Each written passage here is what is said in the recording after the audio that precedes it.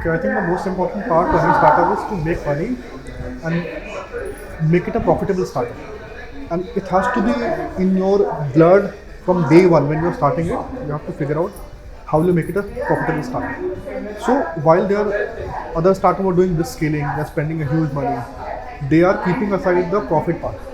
And when you keep aside all these parts, sometimes it happens in 5 years that you may face a disastrous situation when you have to eventually shut it.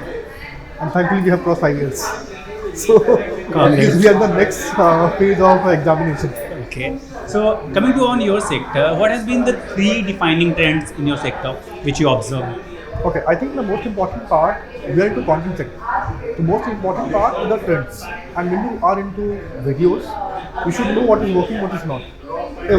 I generally think that on a large scale, every 1 year the major trends changes. But on a minor scale, every 3 months trends changes. And you have to, be updated about that. Second, the external factors, because we are B2B company. So we are dependent on startups, we are dependent on Fortune 500 companies, we are dependent on other American and Indian startups and companies. Sometimes what happens is, due to recession last year, a lot of startups did not receive the fundings. But a couple of companies say they are not going to spend on marketing. So what happens is we face the most because we are part of marketing, content marketing. So in such situation, we have to make sure that okay, we are getting lesser funding, lesser business, but we have to make sure that we are trying. These are major two factors that we always follow.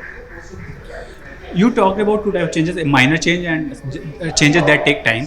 So if I talk about your company and its performance, how had been the performance of your company in last financial year and particularly in last quarter?